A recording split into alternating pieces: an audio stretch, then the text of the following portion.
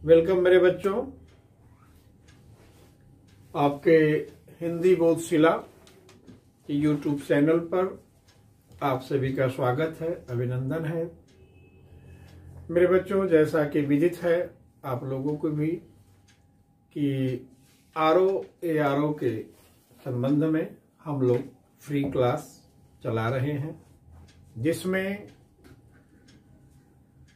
विलोम हो गया, तद्भव तत्सम हो गया, इससे पीछे के सारे चैप्टर्स हम लोग कवर अप करते हुए आज प्रारंभ करने चल रहे हैं विशेषण विशेष। ये विशेषण विशेष किस किस स्टेप से हम लोग पढ़ेंगे, कैसे कैसे इसका अध्ययन करेंगे, उसके बारे में हम कुछ चर्चा आप लोगों से कर लेना चाहते हैं। मेरे बच्चों, प्रथमतः तो हम ये जानना चाहेंगे कि विशेषण की परिभाषा या उसका अर्थ क्या है, हम किसे विशेषण माने, ठीक है, या कोई शब्द विशेषण का रूप कैसे ले लेता है। तो विशेषण का जो शाब्दिक अर्थ है हम लोग इस पर चर्चा करेंगे। तदुपरांत विशेषण और विशेष्य के लक्षण जानेंगे, कैसे पहचाने कि ये विशेष्य है और ये उसका विशेषण है, या किसी विशेषण का विशेष्य कौन बन सकता है। क्योंकि आपकी परीक्षा में एक वाक्य दे देता है आयोग और आपसे सवाल करता है कि उद्धृत वाक्य में कितने विशेष्य अथवा कितने विशेषण हैं। ये भी आता है प्रश्न। दूसरा आता है कि वाक्य में फला विशेष्य के कौन कौन विशेषण हैं, ऐसे भी आता है। या ये दे सकता है कि वाक्य में जो विशेषण है उसका विशेष्य कौन है।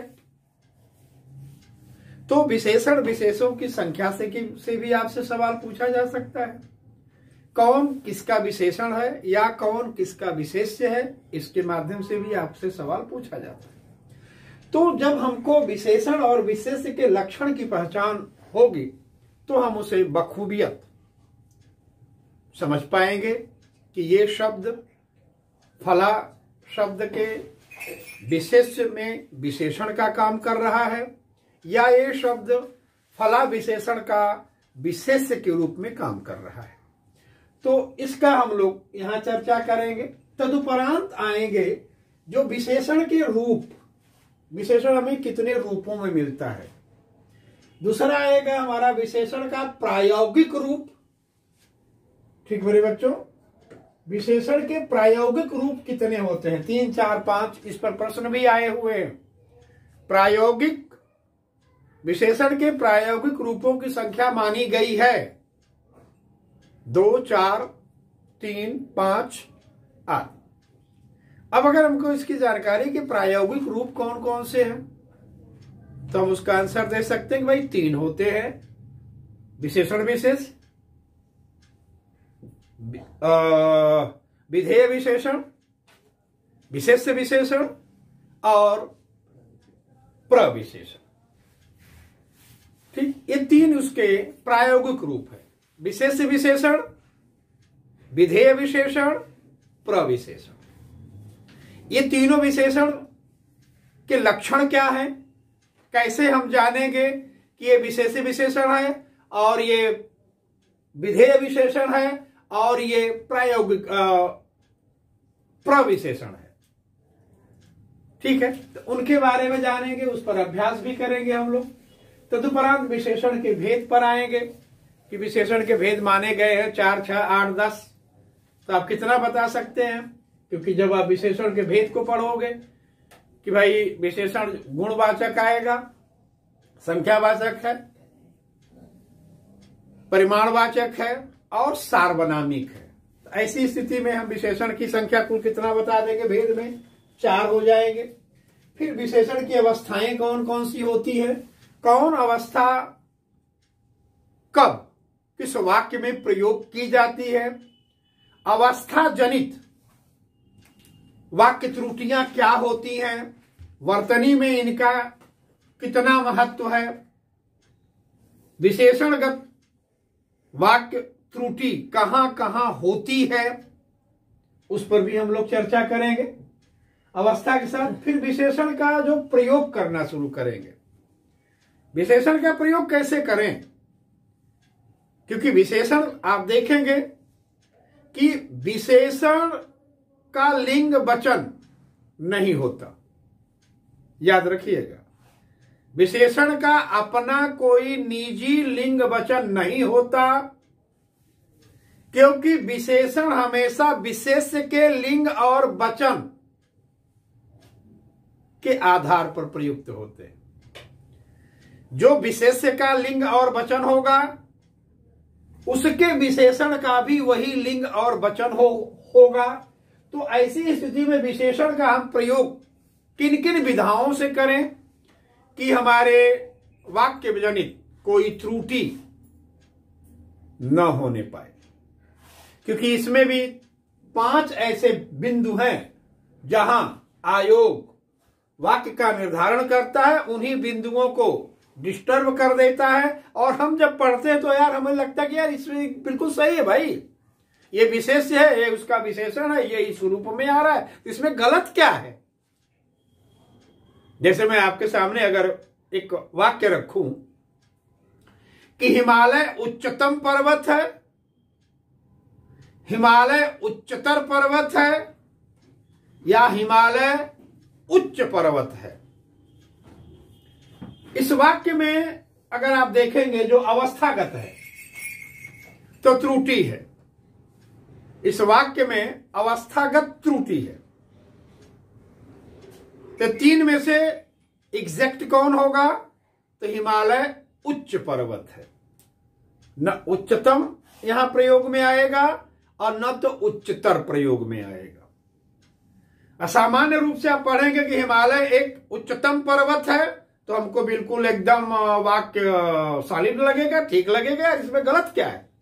लेकिन उसमें गलत आता है क्योंकि जब संपूर्ण इकाई में से किसी एक का वर्णन करना होगा तो विशेषण की उत्तमा अवस्था लगती है जिसका प्रत्यय होता है तम। मध्यमा अवस्था में प्रत्यय होगा तर। एक कब प्रयोग में आएगा, जब 2 इकाइयों के बीच तुलनात्मक स्थिति से एक को श्रेष्ठ बनाएंगे तो वहां तर प्रत्यय लग करके मध्यमा अवस्था बनाएगा। जैसे हम इसी वाक्य को बोले, हिमालय विंध्य से, हिमालय विंध्य से 2 पर्वत हो गए, एक हिमालय दूसरा विंध्य। अब सिर्फ इसी 2 का ही तुलना हो रही है तो यहां मध्यमा अवस्था की जगह मध्यमा अवस्था लगेगी। और मध्यमा अवस्था क्या होगी, तर। तो हम कह सकते हैं कि हिमालय विंध्य से उच्चतर पर्वत है, हिमालय पर्वतों में उच्चतम है। अगर मैं यही इसी बात को बोल दूं हिमालय पर्वतों में उच्च है तो वाक्य गलत हो जाएगा, क्योंकि संपूर्ण इकाई में से किसी एक को श्रेष्ठ बना रहे हैं। तो मेरे बच्चों इस तरह की त्रुटियां करके वर्तनी शुद्धि में जो आप चैप्टर पढ़ते हैं उसमें भी आते हैं, यहां भी हम लोग उसी का लक्षण करेंगे, उसी के प्रयोग की स्थिति बनाएंगे। तदुपरांत 7वें सोपान पर हम लोग जब आएंगे तो वहां पर अभ्यास तो हम अपना करेंगे ही करेंगे मेरे बच्चों, विगत परीक्षाओं के प्रश्न पर भी चर्चा करेंगे।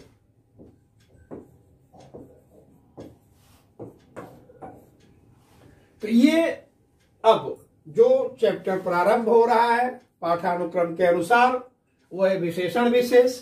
इसका अध्ययन हम लोग किस किस स्टेप पर करेंगे, कैसे कैसे करेंगे, इसका चर्चा हम लोगों ने किया।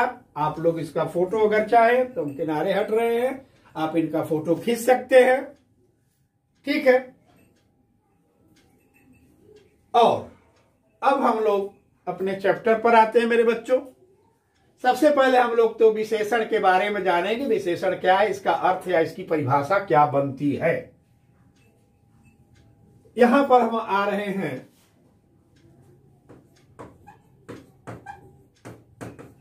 विशेषण का अर्थ। मेरे बच्चों, जब विशेषण के अर्थ पर हम लोग ध्यान देंगे तो सबसे पहले क्या हो जाएगा कि हम विशेषण शब्द का ही विवेचना शुरू करेंगे। तो अब इसका अगर विवेचना कर रहे हैं तो ये कह रहे हैं कि विशेष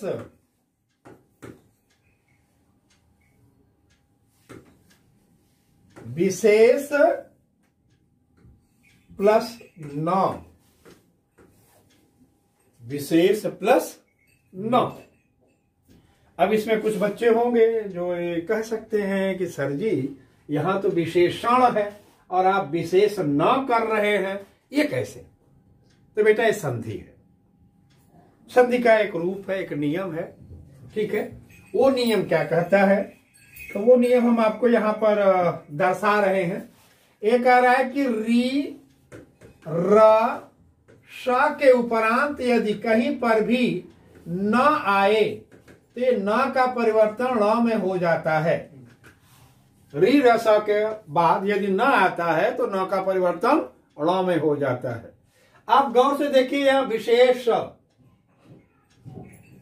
यह विशेष ये वाला श है, उसके अनुसार आपको यहां अतः इस न का परिवर्तन ण में हो जाएगा, ठीक है। विशेष न क्या हो जाएगा? विशेषण।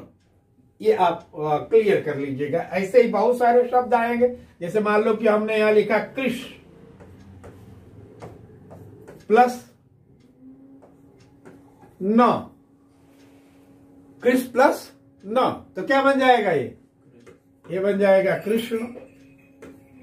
और अगर हम यहां पर देख रहे हैं विष प्लस नु, विष प्लस नु, तो क्या बन जाएगा? ये बन जाएगा विष्णु। हो क्या रहा है यार, मैं कुछ समझ नहीं पा रहा हूं।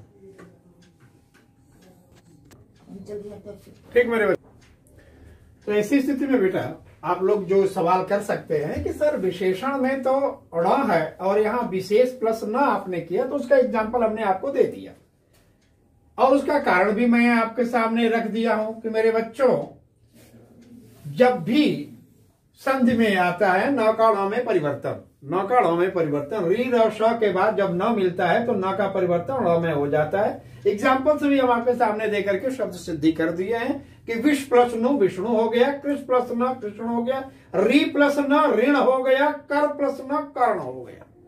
तो ये परिवर्तन हुआ, यानी ये जो अड़ है यहां पर न हो जाएगा। अब देखना यहां पर यह है कि इनका अर्थ क्या निकला। तो यहां बता रहा है कि विशेष, अब विशेष कौन होगा? विशेष्य होगा। विशेष्य कौन होगा? संज्ञा होगी। हम इसको विशेष्य कर दिए और न का मतलब हो गया नहीं या बिना। तो क्या मतलब हुआ यार विशेषण का? तो कह रहा है कि विशेषण विशेष्य से रहित होकर विशेष्य के समान अर्थ दे। यानी जब किसी संज्ञा का विशेषण संज्ञा के अनुपस्थिति में संज्ञा के समान अर्थ देने लगता है तो क्या कहलाएगा? वो विशेषण कहलाएगा। ठीक है ना? ठीक है ना? विशेष न यानी बिना संज्ञा के भी संज्ञा के समान अर्थ देने वाला। आप हम यहां पर लिख भी सकते हैं, बिना संज्ञा के, या संज्ञा का मतलब यहां विशेष से लीजिएगा, विशेष से ही लीजिएगा। बिना संज्ञा या विशेष के समान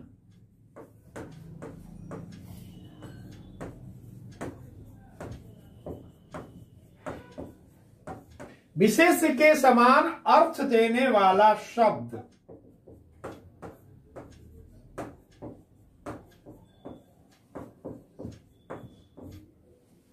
अर्थ देने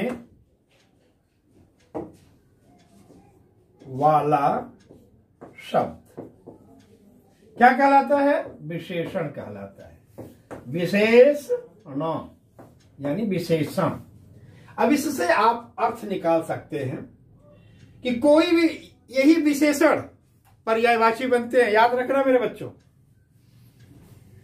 जब कोई विशेषण संज्ञा के समान अर्थ देने लगता है तो वही विशेषण उस संज्ञा का पर्यायवाची होता है। अगर कोई आपसे प्रश्न करे कि पर्यायवाची क्या हो, तो संज्ञा का विशेषण संज्ञा का पर्यायवाची होता है।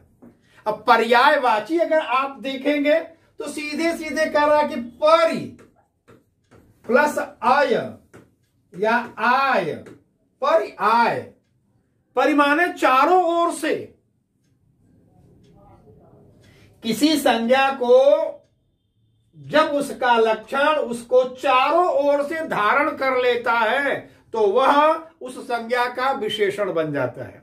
तो वही अर्थ यहां पर दे रहा है कि बिना संज्ञा के विशेष के समान अर्थ देने वाला शब्द विशेषण कहलाता है।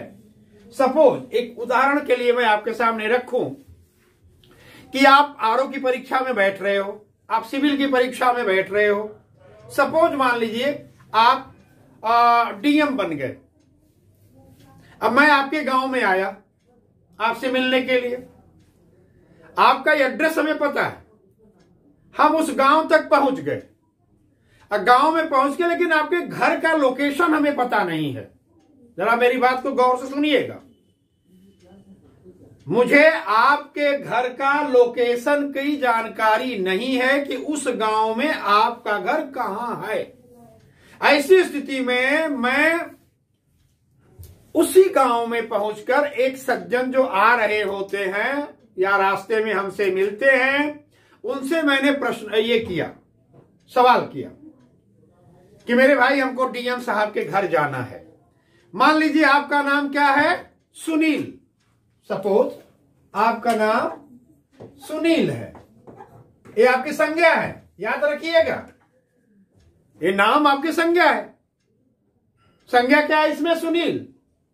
और आप डीएम हैं, मैं आपको पढ़ाया हूं, आपके घर आपसे मिलने आ रहा हूं। और उस गांव में, जिस गांव के आप हैं, उस गांव के एक सज्जन से पूछा कि भाई हमको डीएम साहब के घर जाना है। ईमानदारी से बताइए कि वो व्यक्ति हमको कहां पहुंचाएगा? वो व्यक्ति हमको सुनील के घर पहुंचाएगा, और रहीम के घर, रफीक के घर, मनोज के घर, विनोद के घर नहीं पहुंचाएगा। वो हमें आपके घर पहुंचाएगा, सुनील के घर पहुंचाएगा। और अब यहां गौर कीजिए, मैंने संज्ञा का प्रयोग नहीं किया, मैं इस संज्ञा का जो विशेषण है डीएम, मैंने उसका प्रयोग किया, और वो विशेषण संज्ञा के समान हमको अर्थ दिया, और वह व्यक्ति सुनील के घर, सुनील की संज्ञा से नहीं पहुंचा रहा है, सुनील के घर डीएम से पहुंचा रहा है। ये डीएम सुनील का विशेषण है, और ये विशेषण उस सुनील नाम की संज्ञा को चारों ओर से क्या किया, धारण कर लिया। तो जब कोई विशेषण अपने विशेष को चारों तरफ से धारण करके विशेष के बगैर विशेष के समान अर्थ दे तो क्या कहलाएगा? वो विशेषण, विशेषण, वो विशेषण हो जाएगा। तो मेरे बच्चों, अगर यहां पर आप गौर करेंगे कि विशेषण को हम कैसे जानेंगे या विशेषण की पर्यायवाची क्या होगी, ठीक है ना। अब आप इसको और भी तोड़ रहे हो, तो ये तोड़ने पर देखिए क्या निकल करके आएगा मेरे बच्चों। यहां पर अगर हम चाहें तो इस पेज को छोटा करने के लिए सेलेक्ट पर आए, और छोटा करना चाहें तो हो पाएगा? छोटा नहीं हो रहा है, इसको छोटा करें तो ठीक मेरे बच्चों। अब अगर इसी को हम दूसरे अर्थ से देखें तो आप बड़े आराम के साथ यहां पर देख सकते हैं। एक आ रहा है v प्लस शेष प्लस न, v प्लस शेष प्लस ना। वी माने अपने आप में क्या होता है, दो अर्थ वी के निकलते हैं। वी उपसर्ग है, इसके दो अर्थ निकलेंगे। वी माने विशिष्ट और वी माने रहित। जैसे विभाग, विज्ञान, विद्वान, आख्या, व्याख्या, यहां पर विशेष का अर्थ निकलेगा। और वही अगर बोल दूं वि योग बिना योग के, वि मल बिना मल के, तो दोनों अर्थ निकलेगा। अब यहां पर जो अर्थ निकल रहा है वो ये अर्थ निकाल करके आपके सामने रख रहा है कि विशेष न, यानी वह शब्द जो संज्ञा के समान संज्ञा को ऑब्जर्व करके अपने में ले लिया और कुछ शेष नहीं छोड़ा। ठीक है ना। संज्ञा के समान अर्थ तो दे रहा है, वो तो इसमें हम लोगों ने चर्चा किया। लेकिन जब वही शब्द संज्ञा को चारों तरफ से पकड़ ले, कुछ भी शेष न छोड़े, संज्ञा के समस्त लक्षणों को जब विशेषण आत्मसात करके संज्ञा के समान अर्थ देने लगेगा तो विशेषण कहलाएगा। वहां इसकी स्थिति आएगी कि विशेष न, संज्ञा शेष नहीं बचती, संज्ञा शेष नहीं बचती, यानी संज्ञा का कोई भी लक्षण शेष नहीं बचता। ठीक है। जैसे मान लो कि उदाहरण के लिए अगर हम आपके सामने रखें और ये बोलें कि भाई कल हमारे गांव में पूर्व मुख्यमंत्रिया जी आई थी। कल हमारे गांव में पूर्व मुख्यमंत्री जी आई थी। अब थी लगा दिया तो निश्चित है कि वह मुख्यमंत्री स्त्रीलिंग है। स्त्रीलिंग कौन है? मायावती। हमने यहां पर मायावती का नाम नहीं लिया, मायावती का नाम हमने यहां नहीं लिया, संज्ञा को हमने छुआ भी नहीं, उस संज्ञा का विशेषण मात्र प्रकट किया।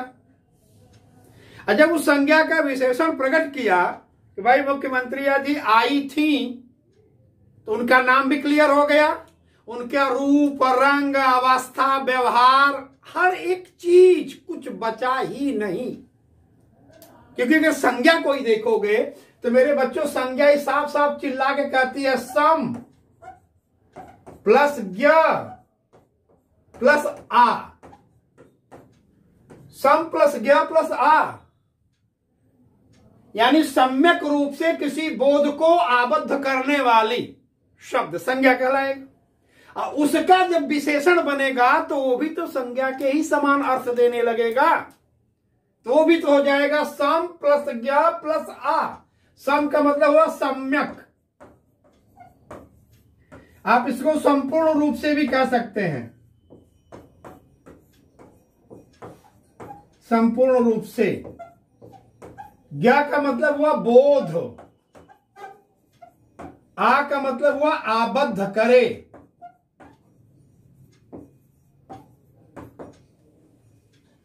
ध्यान दीजिएगा, यहां पर किसी बोध को सम्यक रूप से आबद्ध करना, ये संज्ञा की परिभाषा है। संज्ञा नाम नहीं है, संज्ञा बोध है। मेरे बच्चों याद रखिएगा, संज्ञा नाम नहीं है, संज्ञा बोध है।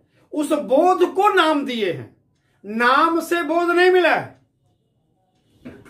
बोध से नाम मिला है। अब इस अंतर को समझिएगा। अगर नाम से बोध मिलता तो आपको RAT रैट, रैट के बाद कुछ नहीं बताना पड़ता, आप समझ जाते चूहा। लेकिन जब आपने पढ़ा RAT रैट, रैट माने चूहा, तो नाम RAT, रैट भी नाम है, चूहा भी नाम है, पर बोध आपके पास उसमें कहां से थी? तो बोध तो चूहा से आया ना आप में। अब उस चूहे का बोध लेकर के अब रैट के बोध से आप परिचित हुए। ठीक है ना। तो बोध अलग चीज है, नाम अलग चीज है। इसलिए कहा गया शब्द वही ब्रह्म, शब्द से ही बोध प्राप्त है। कब? जब आपके पास बोध हो। हम आपसे मांगे कि बेटा एक गिलास पानी लाओ, तो तुम एक गिलास हमको नींबू का रस नहीं लाओगे, क्योंकि पानी बोला ना, तो पानी मेरे मुंह से निकला, ध्वनि निकला, उससे आपने उसका बोध लिया, और वो बोध तब आया। अगर उसी बोध को हम बोले बेटा गिव मी 1 ग्लास वाटर, तो नाम तो दिया मैं आपको, लेकिन आपको अंग्रेजी आती नहीं, शब्द दे दिए आपको, नाम आपके पास पहुंचा और बोध रहित है, तब क्या लाओगे मेरे भाई? बहुत से ऐसे हास्य भी बने हुए हैं, अंग्रेजी के शब्द आते हैं और देखो उसको कैसे कैसे लोग वहां उसको हिंदी में रूपांतरण करते हैं, हिंदी में रूपांतरण करके अर्थ का अनर्थ निकालते हैं, क्योंकि उनका बोध भिन्न है, उनका बोध भिन्न है। तो मेरे बच्चे, जब किसी संज्ञा क्या है ये बता दिया कि किसी बोध को सम्यक रूप से आबद्ध करने वाले, जब ये संज्ञा का विशेषण कोई बनेगा तो संज्ञा के ही समान अर्थ देगा, और जब संज्ञा के समान अर्थ देने वाला संज्ञा का लक्षण आएगा तो क्या करेगा? शेष न, यानी संज्ञा अब मूल्यवान नहीं है। आप बहुत सारे रामायण महाभारत देखे होंगे, बहुत से जगह आपको मिला भी होगा, हे पार्थ, वहां अर्जुन का नाम नहीं है, संज्ञा नहीं है ना। हे धनंजय, हे भारत, वहां अर्जुन का नाम नहीं आ रहा है, यानी संज्ञा के बगैर भी उसका विशेषण संज्ञा के समान अर्थ दे रहा है। आप कहते हैं ना हे राघवेंद्र, अब यहां राम का नाम नहीं लिया, लेकिन राम के समान अर्थ का बोध हुआ। हे सीतापति, तो जब कोई भी शब्द किसी संज्ञा का लक्षण, उपाधि या विशेषण बनके, याद रखना, जब भी कोई शब्द किसी संज्ञा का लक्षण, विशेषण, उपाधि बनकर संज्ञा के समान अर्थ प्रकट करे तो वह विशेषण कहलाता है, और यही विशेषण कन्वर्ट होकर के उस संज्ञा की पर्यायवाची बन जाता है। प्रत्येक पर्यायवाचियां अपने संज्ञा का विशेषण होती हैं, याद रखिएगा। ये अधिकतर सिविल के इंटरव्यू में भी पूछा जाता है। हमारे छात्र पर्यायवाची खूब रटते हैं, लेकिन अगर उनसे सवाल करते हैं पर्यायवाची किसे कहते हैं, होती क्या है, तो रटे तो हैं 100, 200, 500 पर्यायवाची रटे हैं, पर वो पर्यायवाची है क्या, किसे कहते हैं, यहां उनका ध्यान नहीं जाता। तो उसका सीधा सा एक अर्थ है, किसी भी संज्ञा का विशेषण उस संज्ञा का पर्यायवाची होता है। ठीक मेरे बच्चों, तो यहां पर हमने आज एक अपना ये देखा कि विशेषण का जो अर्थ है वो निकल करके हमारे सामने कैसे आया, तो बोल सकते बिना संज्ञा के विशेष के समान अर्थ देने वाला। अब आप जो पढ़ रहे होंगे उसमें क्या आप देखे होंगे, तो उसमें आएगा कि किसी इकाई के समस्त लक्षण उस इकाई का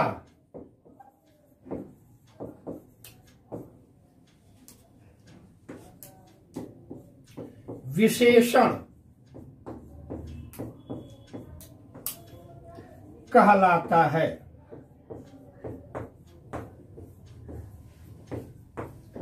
किसी इकाई के समस्त लक्षण, और समस्त लक्षण में रूप, रंग, स्वाद, आकार, प्रकार, दशा, दिशा, अवस्था, जितने भी पर्यावरणिक या सार्वभौमिक लक्षण हैं सब गुणवाचक में आ जाएंगे। जितने भी उनके संख्यात्मक होंगे वो संख्यावाचक में आ जाएंगे, जितने उनके परिमाप होंगे वो परिमापवाचक में आ जाएंगे, और जितने उनके सर्वनाम संज्ञा के साथ आएंगे वो सार्वनामिक हो जाएंगे। ठीक मेरे बच्चों, तो आज की क्लास हम सिर्फ विशेषण के अर्थ पर चर्चा किए हैं, और मैं ये चाहूंगा कि मेरे बच्चों यदि इस अध्ययन में, पठन पाठन में कोई भी डाउट आपके मस्तिष्क में आया हो, कोई प्रश्न जनरेट हुआ हो, ठीक है, तो मैं अपेक्षा रखूंगा कि आप चैनल के क्या बोलते हैं उसको, कमेंट बॉक्स में आप अपने डाउट्स को लिख दीजिए।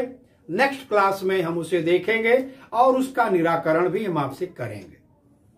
ठीक मेरे बच्चों, और दूसरा निवेदन यह है कि यदि आपको अच्छा लग रहा है तो इसका जितना हो सके प्रचार प्रसार कीजिए, क्योंकि मेरे बच्चों इसको मैं फ्री ऑफ कॉस्ट आरओ के मद्देनजर हर छात्र तक पहुंचाना चाहता हूं, और उसके पहुंचाने का माध्यम आप ही लोग हैं। तो मैं आपसे निवेदन करूंगा कि इसको ज्यादा से ज्यादा शेयर करें, ताकि हर विद्यार्थी के पास ये चैनल पहुंचे और वे लाभान्वित हों। इसी के साथ आज की क्लास को मैं यहां विराम दे रहा हूं मेरे बच्चों। धन्यवाद।